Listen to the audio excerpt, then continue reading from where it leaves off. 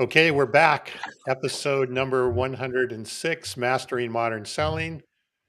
I was gone last week. Carson's gone this week, but Brandon, you're keeping the ship moving. So thank you.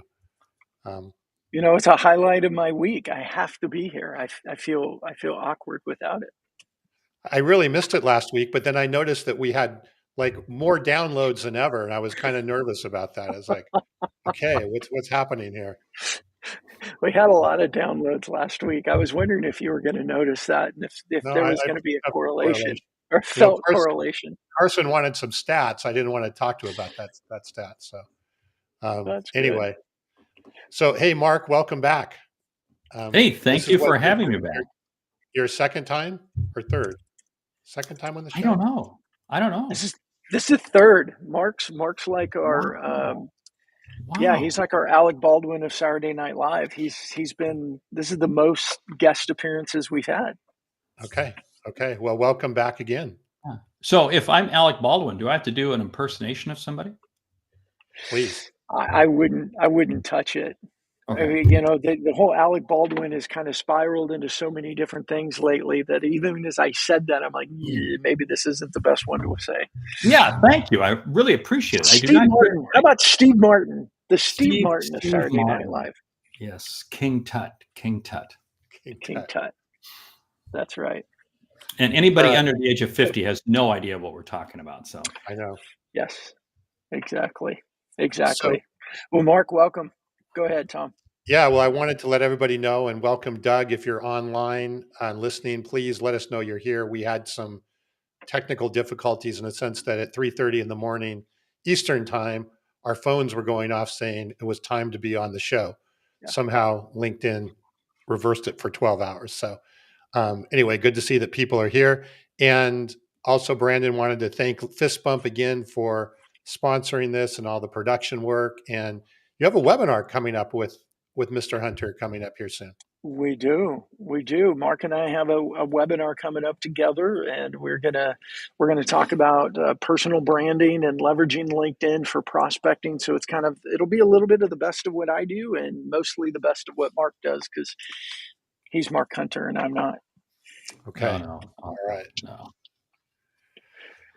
All right. Welcome, Kim. Good. So people are here. This is good. So yeah. Hey, Kim, our Canadian friend. Maybe we should try 3:30 in the morning one time. See what happens. You get a big Asia audience into Europe. We might get a new audience from. That's right. From Europe. That's right. Who knows? So, Mark, I know this is your third time, but if you don't mind, take a couple minutes, just explain, your background, what you do, and then I know we have a lot we want to cover today. Yeah, my background is I am known as the sales hunter. People ask me, what was your name before you changed it? No, that was the name I was born with. I owe that to my father. So when you get the last name Hunter, I guess you got to use it, right? So anyway, right. Hey, but I was not a born salesperson, didn't want to be in sales, only got into sales. I talk about it in my book, A Mind for Sales. I go through the whole story. I'll just abbreviate it here. Basically, what happened was I messed up my car insurance and I could not afford car insurance because of my speeding habits. I got out of college and I couldn't afford rent, my car payment, and insurance. So I wound up having to get a job that supplied me with a car. That was sales. I got a sales job. To say I was a success, wrong. I got fired from that job. Got a second sales job, second company car. Didn't learn anything. Got fired from that job too. Was on my third sales job, third company car, when my boss finally sat me down and said, hold it. Basically, he said, you're doing sales to people. We don't do sales to people. We do sales for people. And because I was really just treating customers as if they were bowling pins to be knocked down, take their money and run. I wasn't taking the time to really develop a relationship, understand them, really serve them, help them. That began this long journey I've been on. 20 some years ago, I walked out of my corporate job, great corporate job, but began doing this. And so I get to travel all over the world, speaking at a lot of conferences and helping sales teams sell more efficiently. I blog, I do a lot of videos, have a couple podcasts. I'm out there, and it's all branded around the sales hunter. Wow. I love the 3 cars. So which was the best of the 3 cars? You know what? They were all Buicks. Okay, does that date Okay. me? Yes, Yeah. yes, they were all Buicks because back in those days, that's what every company used as their company car was Buicks. Buick. One was Mm. white, one was red, and one was kind of a deep maroon. Okay. Um, Do but they they even were make all Buicks anymore? Do those what? even exist? Do They Buicks even do. exist anymore? My You know, They my do. dad had a Buick too. yeah. Um, actually, they've kind of had a renaissance. They've kind of come back because they've got a Hmm. couple of the crossovers, and Yeah. that are selling fairly well. Mine was The the the big four-door sedan. Very mm, nice. they got rid of Oldsmobile went away, but Buick stayed on, right? Like Yeah, there's still Buicks, but no Oldsmobile.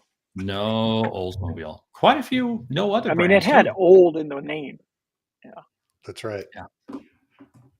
All right. Well, Mark, I know we wanted to start today a little bit, and hey, welcome. Bob is here.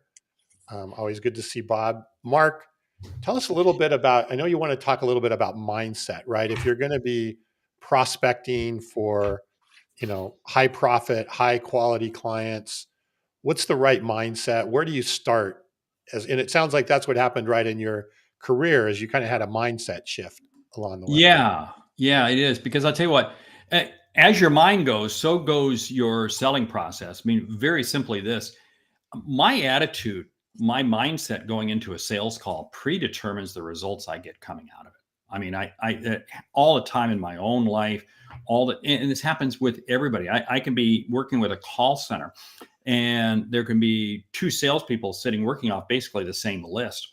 One has a great attitude, one doesn't. They'll both make calls. They'll both make the same number of dials. But you know what?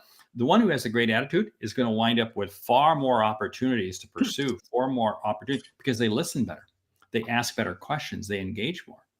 Whereas the other person is just they're not hearing anything. Your mindset absolutely impacts. One of the easiest ways to get more for what you sell. In other words, how do you, and I know we'll talk about this later, how do you avoid the discount? How do you not have to get there? It's really by having a better mindset. And because again, when you shape your mindset, it's amazing how it transcends into the customer's mind. And it's amazing at what happens. So, Mark, what makes a good sales mindset? Well, a good sales mindset is not being focused on your product. This is the issue. I run into this all the time. Well, I know I could do better if we had better products. It's not about your products. Screw the products. If I can be blunt, it's about the people you serve. It's the people you serve. This is what's so key because here's the whole thing.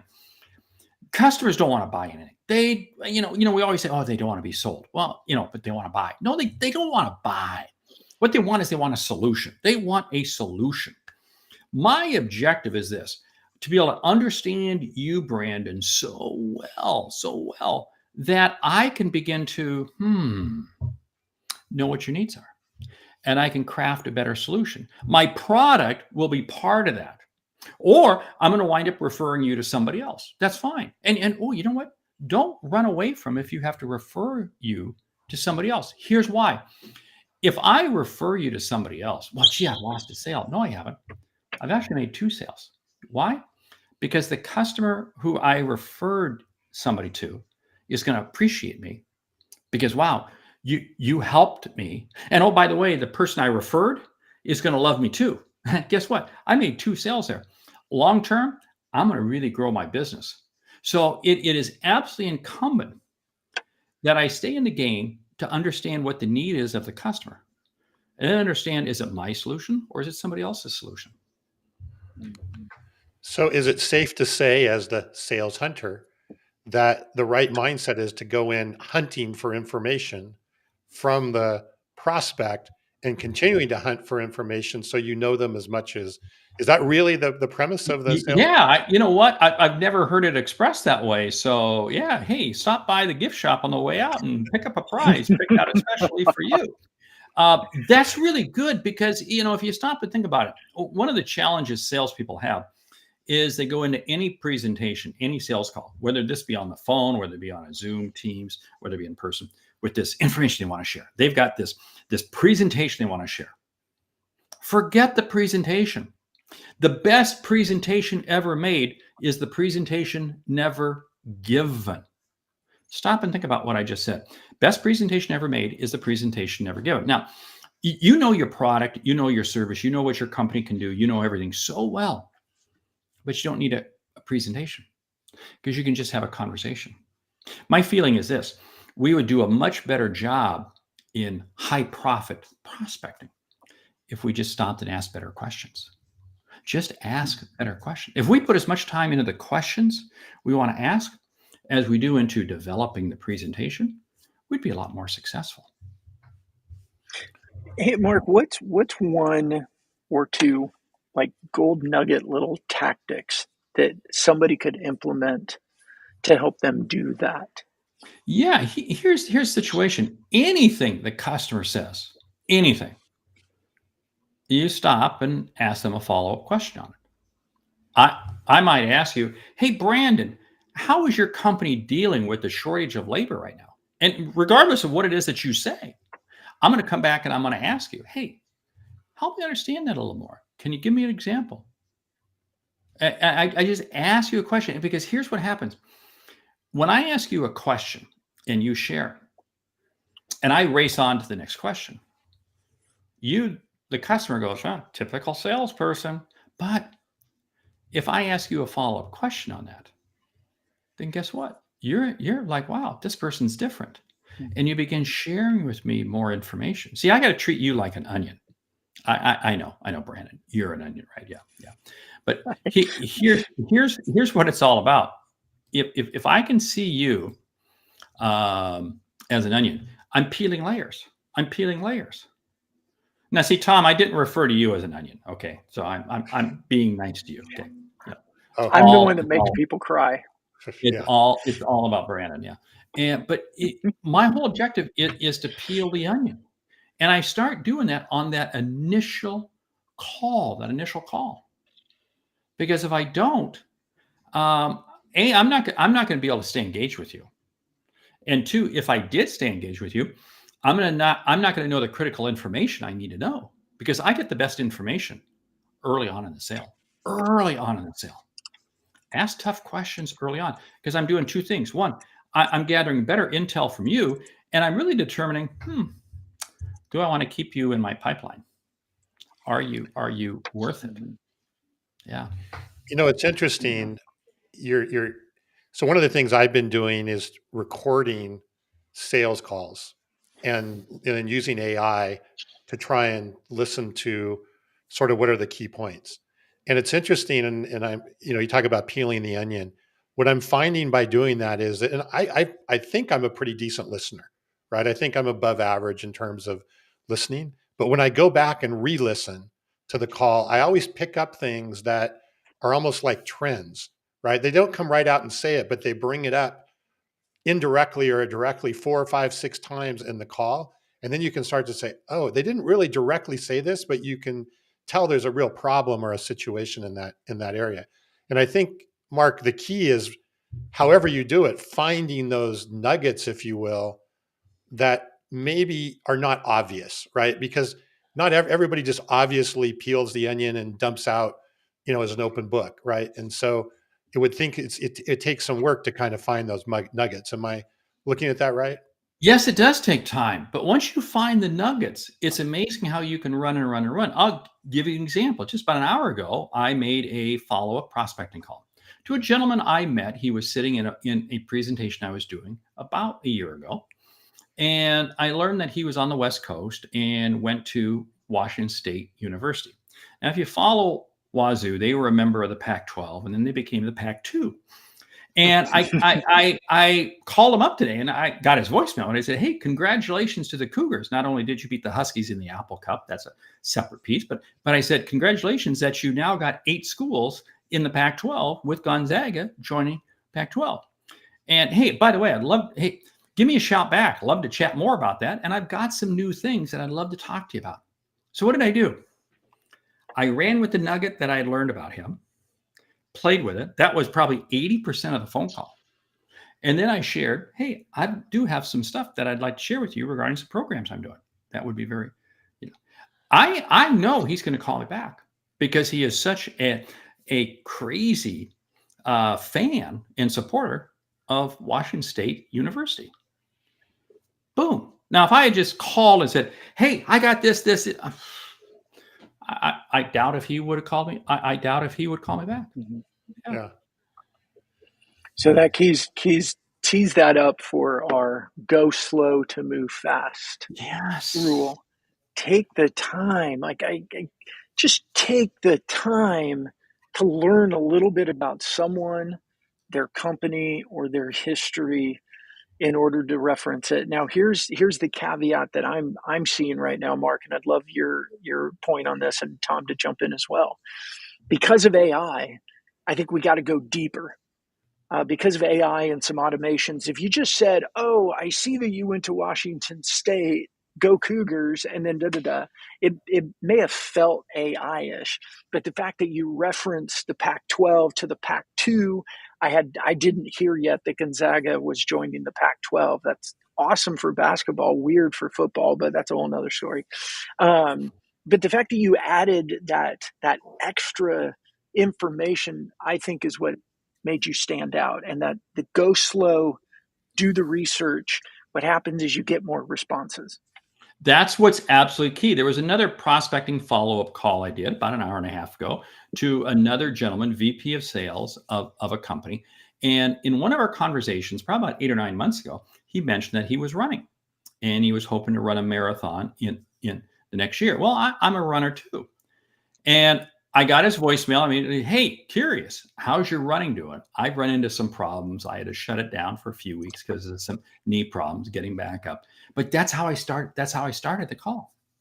And then I said, "By the way, we need to follow up regarding what we've been talking about a couple months ago."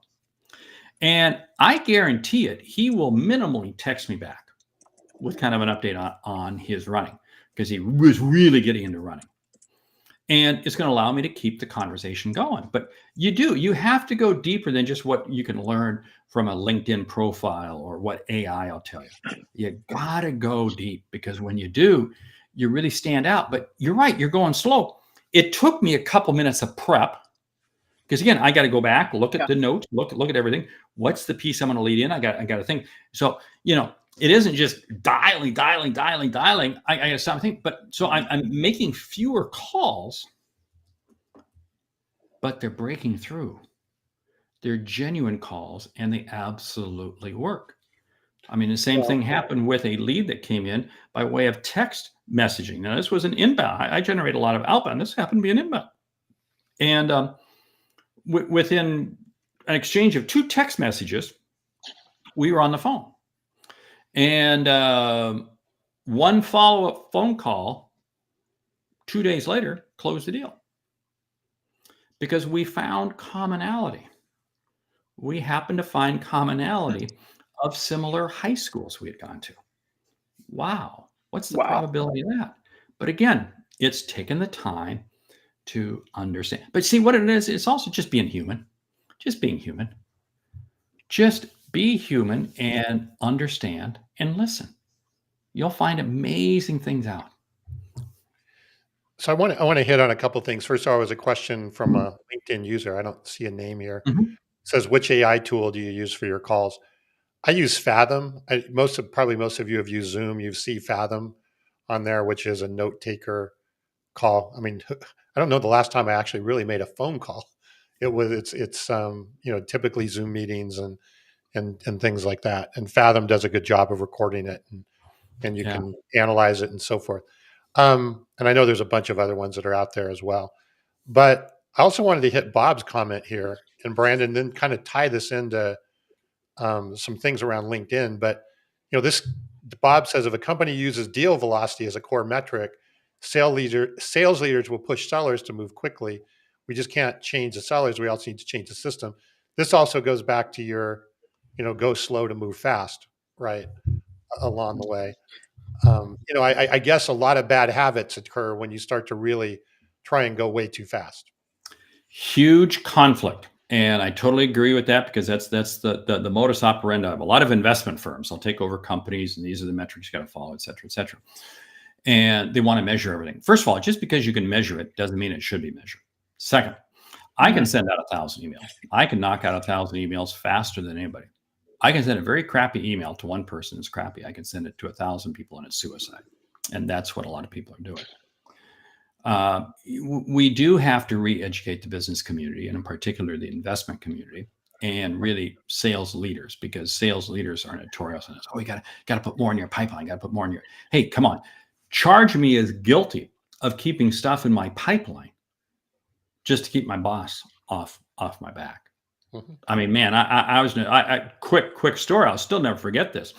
I won't say the name because he's still alive, but I remember we were on the same sales team, and every Friday we had to go into our boss's office and kind of share our numbers.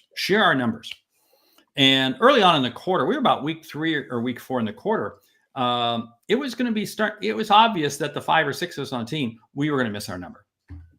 And this one gentleman, he'd go into the office, he'd go in and meet with Bob, and it's fine. It's great, no problem. We all would walk in and say, "Oh, we're going to miss our number," and Bob would beat us up. And we finally, about week 6 or 7 or so, we asked this guy. I said, "Hold it, you know you're going to miss your number. Why are you walking in?" He says, "Yeah, but here's the deal. Every week when you walk in, you get your head handed to you.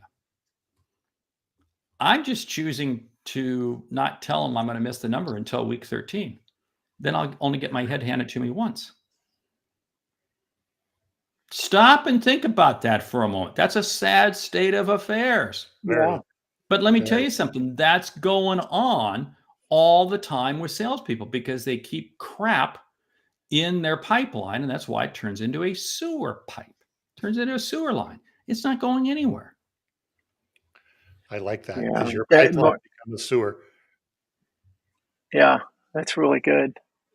Yeah, I've got all these. Yeah, my brain's going a bunch of different directions about the analogies of pipelines and sewers. Thank you for that.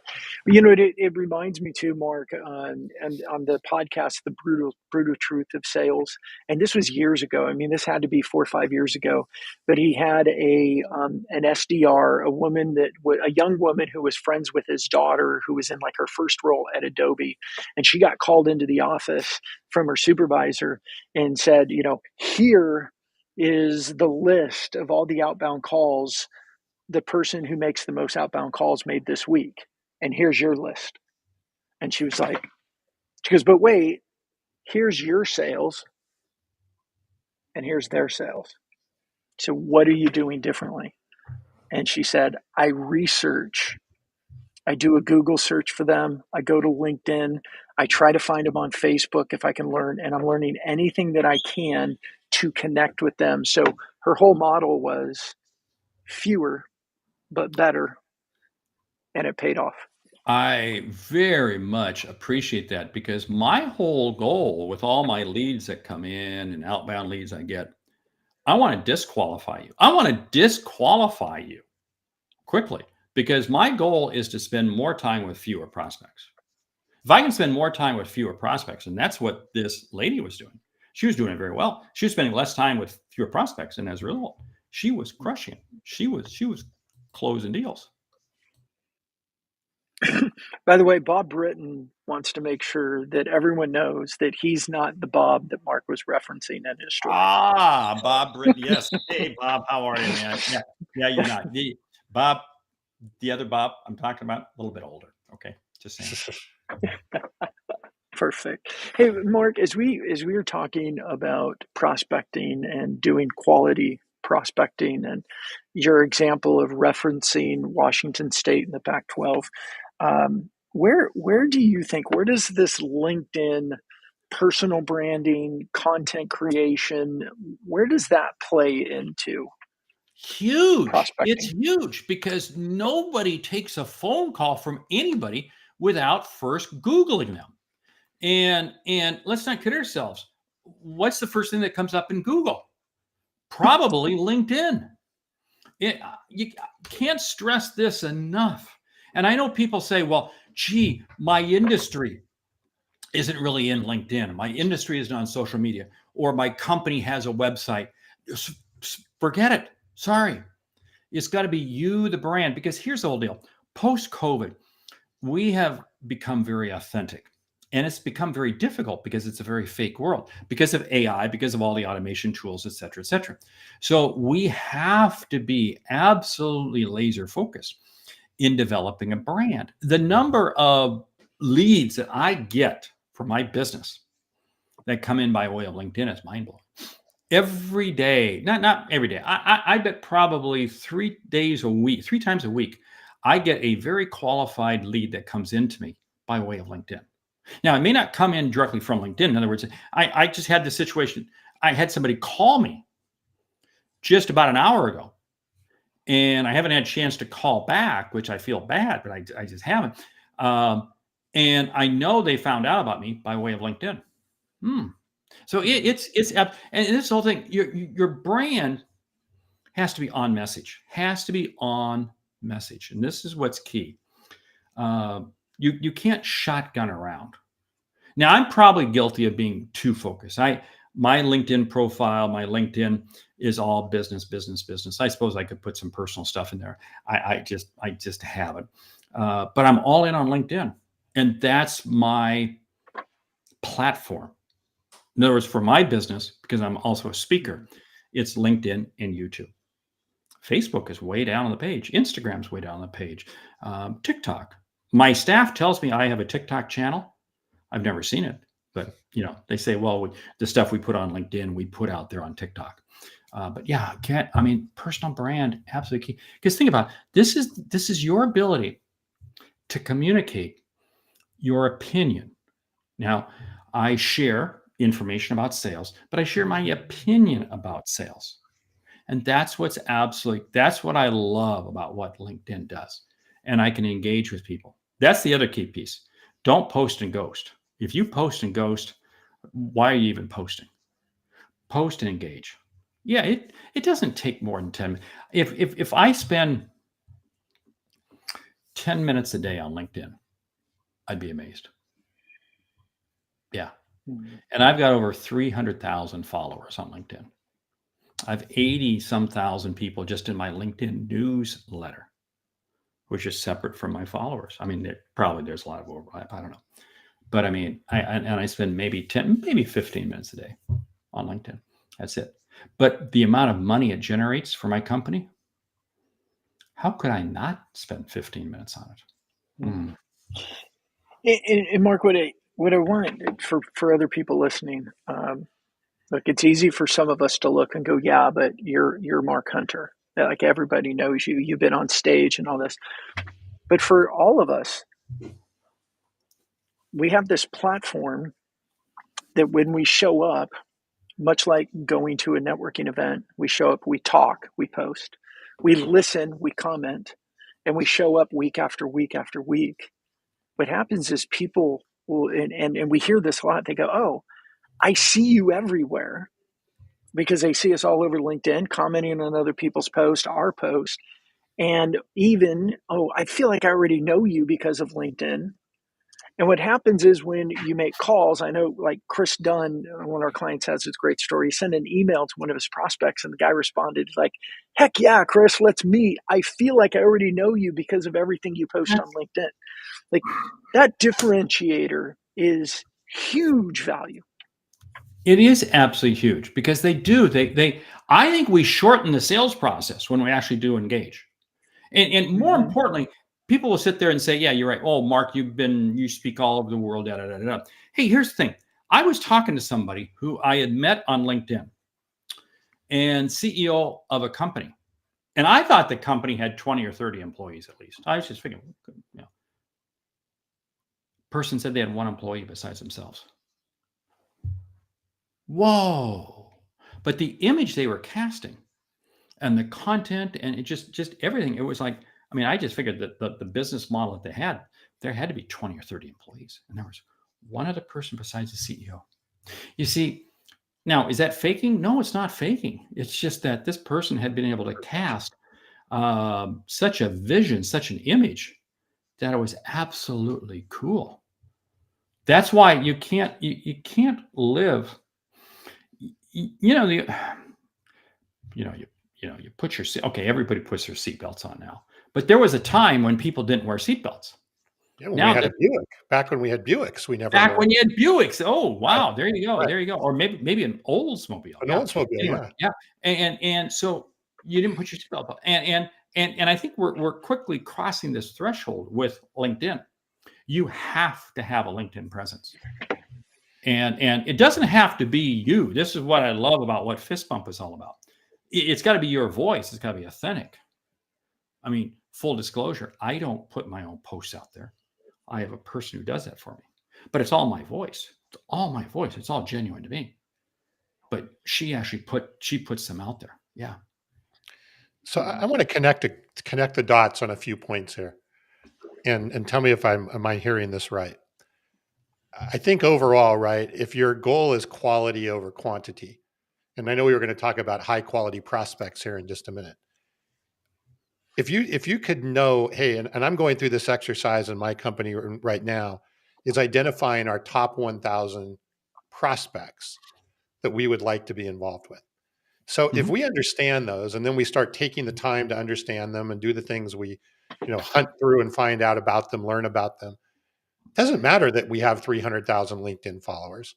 What it matters is ideally we have 1,000 LinkedIn followers from those 1,000 companies that are there, right? So it goes back. So I think a lot of times where it's like, oh crap, well I don't have 300,000 followers or 10,000 followers or whatever, LinkedIn's not going to work. No, it's first of all knowing who you want to be connected with on LinkedIn, and again going back to that quality aspect of it, and then putting it there. And then I liked what you said. I made a note here about opinions, right? If you really understand that 1,000 or whatever your size is of your market, those opinions are going to have way more impact than if you're trying to spray and pray with an opinion to anybody and everybody. Uh, Did I connect the dots there yeah, correct? you connected the dots, and I'm even going to push back on the 1,000. I have a company that I do work with, and they identified 1,800, it's about 1,850 or something like that, meeting planners and key people in my spot that I could be speaking to. These are companies that I could be speaking to, associations, about 1,850.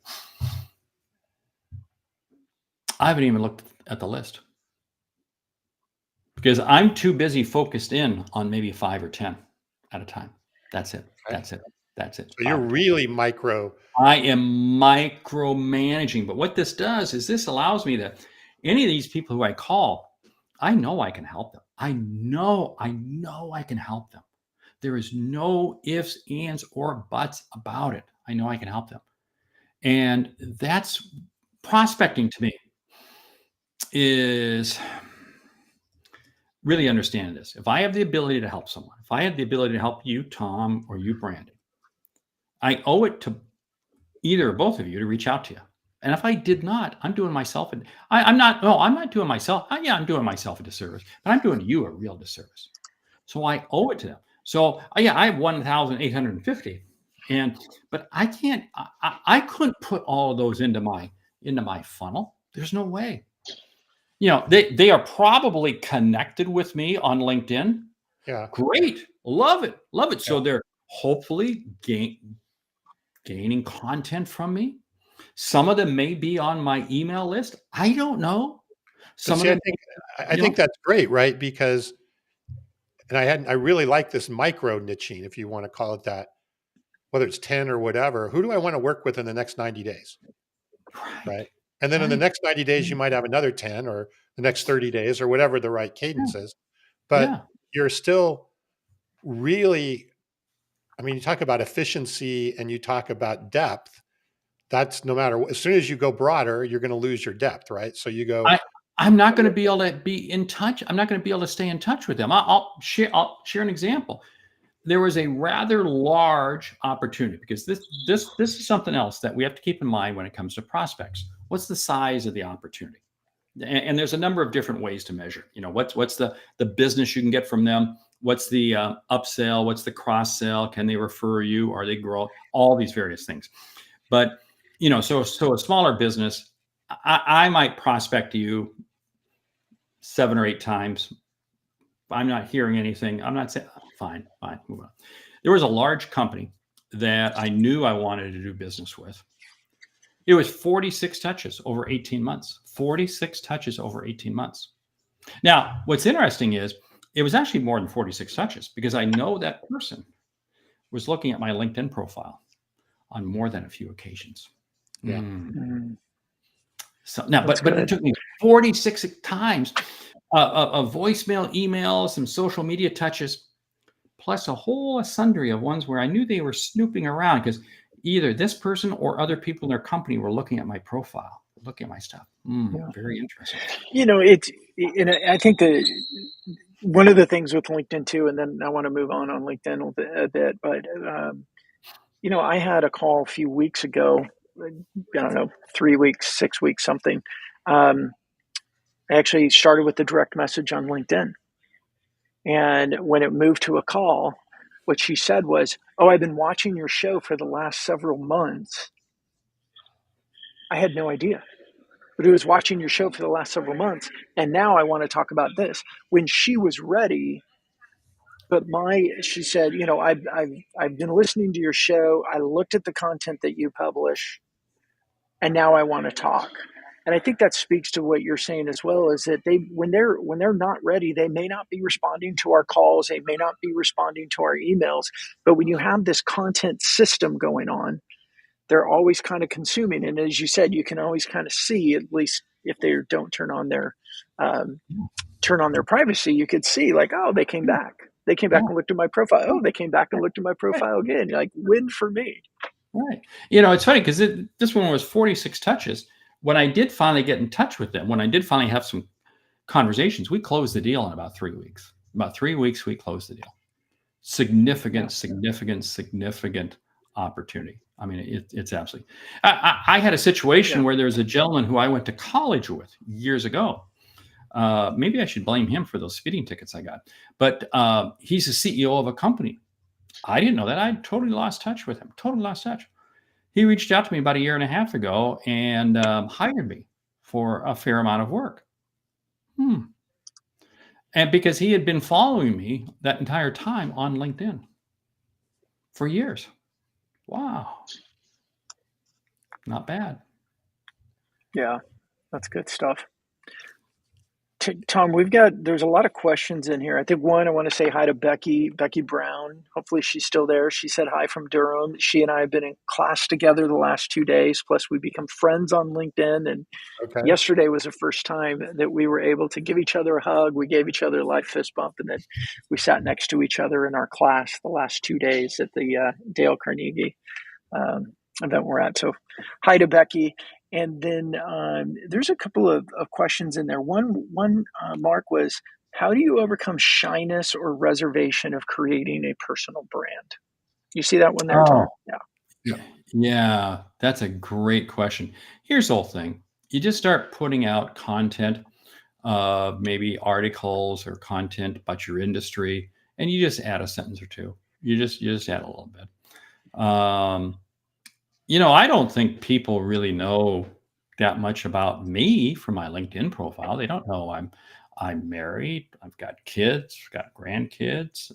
I suppose it shows where I live, Dallas, Texas, but it doesn't really say a whole lot else. So, I mean, you don't have to reveal tremendous amounts.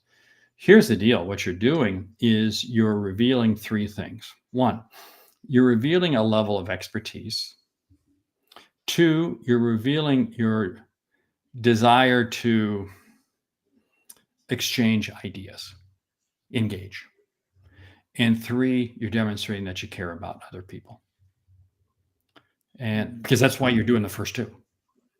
And that's what your goal is of social media. At least that's really, because I view every time I post something, hopefully this is going to benefit somebody. Hopefully this is going to benefit, and it's going to create a conversation. Whether or not it gets business out of it, don't know. But I know if I do this enough, it will. Was it a Zig Ziglar message of people don't care what you know until they know that you care for someone else? But that's what I heard. Yeah, I think it is. I mean, Zig passed away 10 or 12 years ago now, and but his content, his ideas still resonate 100% today. You've got to care about the other person. This comes back to what sales, this Bob, not Bob Britton, but this other Bob who sat me down and said, you got to put people first. Sales is what we do for people, not to people. Yeah. So Brandon, what was Hey, the Tom, next let's. question that you wanted to get here before? Oh, actually, I think, I mean, Doug was asking about speaking to having someone post and share your content in the Sales Hunter voice or in your voice. And then before we run out of time, I want to get to closing and closing it with Yeah. value and closing at full price, because Mark's really good at that. And I think we got to get that out to people. Yeah. Let me answer Doug's questions. Every piece of content is my voice, my content. I do not allow somebody else to respond, to make comments. I actually do that. That's my authentic nature. People say, you can get some. No, that's just my human nature. I care. If somebody cares about posting something, that's why a lot of times in my comments or posts, there was somebody who posted the other day, or I posted and they commented and I said, by the way, we haven't talked in ages. We got to connect. And yeah, we got a phone call. There was another person who said, man, we need to connect for breakfast or coffee. Yeah, we do. So, I mean, and you know what I love about this is I may get 10 or 20 comments on a LinkedIn post. And there may be one in there where I say, hey, wow, why you haven't talked in ages? And we need to get caught up. Let's grab time for breakfast. You know what's interesting? Other people probably see that and say, wow, this Mark guy's pretty personable. Well, that person just happens to be in Dallas, happens to be a person I know, and Right. other people from all over the world. But it's a little bit of the way that I allow connectivity to happen. And it's also with kind of how my signature is. I don't do it all the time, but I always write thanks at the end of every post, every comment. So to make sure, thanks. And then I'll go, thanks. And most of all, ... great selling. And that's just kind of my tagline. That's just kind of my tagline. And it just works. Yeah. All right, Brandon. So with the time we have left, do we want to dig into, kind of using, how do you use some of these techniques as we get farther down the sales cycle? How do we avoid discounting? How do we use this to get deals over the Yeah, I think I do, because I know Mark is so good at this, and so much of his content is around that. Mark, we talked about in our agenda, like, what are some of the strategies to ensure or to support that you don't have to discount at close? And I think right now, because everything's so competitive, a lot of sellers, like, they're so quick to go to discount to get the deal. And you often say, like, no, you don't have to do that if you start early and continue with the value proposition and the value conversations. Yeah, there's no need to discount. Here's the deal. I'm going to share with you a couple of very quick strategies. Each one evolves around this. You never put a price across the table without legs attached. People who sit there and send email the proposal. No. They say, hey, would you just email it? Okay. But then, you know what? Hey, I got the proposal ready, but I got a couple questions. Can we get on the phone for a minute before I send you the proposal? See, the idea is I want to give you the proposal looking at you. I want to go eyeball to eyeball because I'm going to get feedback. I'm going to get conversation. Strategy number 2 is this. Hey, quickly, Mark, before you leave that one, when you do that, do you then go through the proposal? You ask them the questions and then go through the proposal on that call? Yeah. I'm going to send them the PDF just like 30 seconds before the call. Okay. And I'm going, hey, I know I'm sending this to you right now. We're not going to try to go through this. Let's cover the high spots. First of all, let's talk about the issues. Let's talk about why we're here. And I always come back and I talk about the problem, the pain, the issue that they have, because I got to get them really understanding that that's an issue. Best example of this is there was a company that was getting ready to do business with. It was absolutely a perfect fit, matched everything. VP of sales was ready to have me come in, speak to them, do some other work with them. This was going to be great. And he said, perfect, fine, great. Because they had 2 competitors that were coming into their marketplace shortly. two competitors that were going to take away a lot of their business and potentially take away a lot of their salespeople and everyone else. He said, this is great. He sends the contract to legal. Legal gets all upset, takes it to the CEO. CEO calls me. I've never talked to the CEO. Funny thing of this is, you can't make this stuff up. I had literally just gotten off a red-eye flight from Sao Paulo, Brazil, where I'd literally gone down and spent literally one day down there doing a keynote and flying back. So I did a red eye going down, spoke, red eye coming back. I literally just got off the plane, just got back to my office, and boom, this guy calls. CEO calls, and he goes, Mark, I see this contract here, and your fee is way too high. You're going to have to reduce it. How much will you reduce it by? Hey, thank you. Can we say hi? How's the weather? No. He jumped. And I go, and I still remember this to this day, because I'm like, oh crap, you got about to scramble. I said, I can't change the value. All I can change is I can't change the price. All I can do is change the value of what you're going to get out of it. How much business do you expect to lose from the two new competitors coming into your marketplace next year? Silence. And I was silent for what seemed like an hour. Probably fell asleep. Now, after about five or 10 seconds, he comes back and goes, that was good. You're hired. Now think about that for a moment. He was asking me, and I could easily have said, oh, okay, I'll cut this, No, I didn't. I held firm because I knew what the problem was. They had two new competitors coming in, and the amount of money they were going to spend on me was chump change compared to what they could lose. Right. He goes on to say, he says, Mark, you know what's interesting? We got a couple proposals from a couple of others, and they were considerably less than you, but I'm hiring you. And I said, oh, that's really? Why? That's because they discounted when you asked them. Well, who knows? But he said, because you understand our problem. And our problem is so big that paying you is a small piece. Right. Yeah. And what I like about that, Mark, is that you demonstrated that you knew the problem. Yes. By asking a quality question.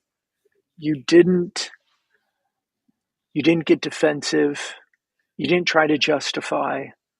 No. You calmly thought through and went, what do I know about them? I'm assuming, what do I know about them? Oh, they got these two big competitors.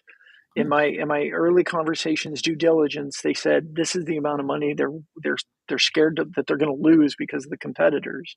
Right. And you just went back and said this isn't a expense issue. This is a value issue. So let's talk about value. Right. Because again, what they were going to pay me and the potential revenue that they could lose in profit and sales was huge. Now, here's the whole strategy that you put around it. You never develop one proposal. You develop two proposals. You always develop two proposals. I did this the other day. Company called and we had some negotiate. We were talking and so forth and get to a plan. And I put a plan on the table, and it's a pretty expensive plan, but it had a lot of things in it. Boom, boom, boom, boom, boom, boom, boom, boom. And I was prepared for them to push back. I was prepared. Because if they had pushed back and said, your price is too high, I was ready, if need be, to go with plan B. And plan B was a lower priced without all these other things in there. And you know what's interesting? The lower price thing without all those things in there is more the normal price of what I would charge for that type of engagement. But here's the deal. If I just put that across the table to them, they'd say, hey, can you cut your price? They'd be looking for something. But because I started off with this higher priced option with everything in there, then when it comes time, if I need you to show this normal one, contrast takes hold. It becomes normal. Mm-hmm. Now, what's interesting, in this particular situation, this person said, but could we change this and could you do this? Yeah. Well, they wound up taking the full price option. You see, we as salespeople leave far too much on the table. We leave a lot on the table. I do a lot of work with software companies and technology companies, and I go, you got to make sure that you've got the tech upgrade plan, all the install plans, all the service, all the other things in there in that proposal. Now charge them for it. and let them push back on you. Let them push back on you. Do not lower your price and not take anything out. Because when you lower your price and not take something out, you do two things. One, you destroy brand value with the customer, and you destroy brand value in your own mind. Because you've now told yourself you don't believe your price. Whoa. Full back to mindset. It's all mindset. Right, right. And I'll give you one more strategy. People are struggling with price. Take what it is that you sell, write the prices down, scratch them out, and increase them by 50%. Increase them by 50%. And put that piece of paper, that document, on your mirror in your bathroom, on your desk next to your computer, in your car. You just focus in on that new higher price. It's 50% higher. And you know what's going to happen?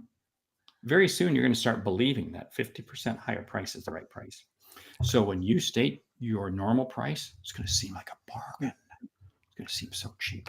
I also think, though, you talk about, I think if you create both proposals like you were talking about, and you do that every time, right?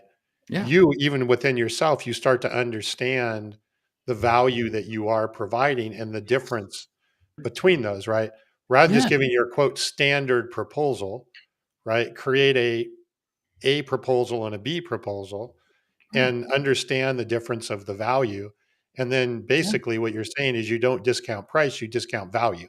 So, or reduce Right. value, right? Right. On the way. And see, when you do this higher priced option, I find about 25-30% of the time, they take the higher priced option. Yeah. That's great. Yeah. Thank you. And I don't feel bad about it because I'm giving you more work. I'm giving you Right. more stuff. Right. But believe me, the value you're going to get is going to be that much higher, that much greater. Man, for everybody listening, podcast, live show, I mean, just pause for a second. That is like the coolest mindset hack as well. So, because you got within there, you've got a closing strategy, right? You've got a value presentation strategy, and you have your own personal mindset hack that helps you start believing in your own value even more. Like that's not just here's a closing strategy. That's like trying to look for the right analogy, man. That's like a hot fudge sundae. You don't just have ice cream. You got hot fudge, you got whipped cream, you got peanuts on it. You can get a cherry if you're into those things, which I'm not. But that's don't discount the just cherry. rich. It is. It is. Yeah, and this is the whole piece, but it starts with the mindset. And this is why I say, in fact, it's funny. I just did a video on this this morning. I said the number one challenge we have as salespeople is controlling our time, because when we control our time, we control our mind, and when we control our mind, we control the output. Yeah, I got challenged today from Dr. Todd, the value of meditation. He said, when you meditate every day, you make better decisions. Yes. No other explanation. Just you make better decisions. And I kind of left it there. And I thought, man, that was just. Quick story on that. I was working years ago. He is now retired, Bob Eckert. Bob Eckert was the CEO of Mattel. Another different Bob. Another Bob. I just want to clarify. Another Bob. You're right. You're right. This is Bob. Another different Bob. Bob Eckert was the CEO of Mattel Toys, and I remember doing some work with him. And he was incredibly gracious individual. I remember we went out to dinner, very nice restaurant. Remember, he's the gentleman who's got the corporate aircraft and security and all this sort of stuff. And we sit down at a very nice restaurant, and he is engaging the wait staff. Just absolutely nice. We're doing this meeting in this very posh conference center, and he's engaging the wait staff. He's just very, very courteous, very nice. And I asked Bob, I said, Bob, I taken back by really how nice, how courteous you are, people. And he just kind of shrugged it off. He said, well, that's just what my mom told. And I said, no, Bob. He said, okay, here's the deal. He said, when I'm nice to other people, I make better decisions. Drop the mic. Yeah. Now, I can share this because it's all public information. At that time, he was also on the board of directors of McDonald's Corporation. McDonald's Corporation, during a 2-year period, went through 3 CEOs. Think about that as a board of directors. You 3 CEOs in the course of about 18 months. 2, he was CEO of Mattel Toys when they're going through some extremely difficult times. And he served on some other board. You talk about a man who was in stress. He said, I'm always courteous because I make better decisions. I think that's a good way to wrap what up. you know what I love about our show too is there's so many times it's the topic we're talking about. It's always good. It's rich. There's great. Our guest brings out, and then there's always this one thing that's like totally out of right field. I guess like I get my baseball analogies. It's totally out of right field, but so valuable. Be nice to people because it helps you make better decisions. There we go. Love it. All right. Well, I am going to be nice and say thank you, Mark. This was really awesome. And thank you for having me. Appreciate you being here. And Tom, before we wrap up, can I let everybody know, remember October 10th at 11 a.m. Eastern, Mark and I are going to host a webinar together, which I'm very grateful for. Unfortunately, we don't have the landing page created yet. So if you're, I feel bad. I feel bad doing that to Mark, joining us on the webinar, but throw it in the comment or go to my LinkedIn profile, shoot me a DM, go post, comment anywhere and just say, hey, I'm interested. As soon as we get that landing page up, I will shoot you the link, I promise, or I'll just go register you for you so it doesn't take more of your time. But October 10th at 11 a.m., throw it on your calendar or message me for the link. And we are going to talk more. We're going to go deeper into this. We're going to talk about leveraging LinkedIn. We're going to talk about your personal brand. We're going to talk about presenting value, right? Which is really, really important. So you don't discount. So Mark, as always, thank you so much. I know you get embarrassed, but you've quickly become one of my modern heroes. I really appreciate how much I learned from you and the time that you give me. It's just fun. Follow me on LinkedIn, Mark Hunter, the Sales Hunter. The website, the Sales Hunter. You know the drill. People know how to reach me. Yeah. All right. Let's just reemphasize that for everybody. Go to thesaleshunter.com, subscribe to his blog, which he does a great job with. You can go there and subscribe to his podcast. He actually has 2 podcasts. And then if you search Mark Hunter in LinkedIn, he pops up pretty quickly because he has so many followers. So you want to make sure that we get that good plug for Mark. Yep. And I know, Mark, you have to run. So again, thank you. And Brandon, get me that link so I can sign up for the webinar. So I'll get up early. We will get it done. All right. Thanks, everybody. Great comment.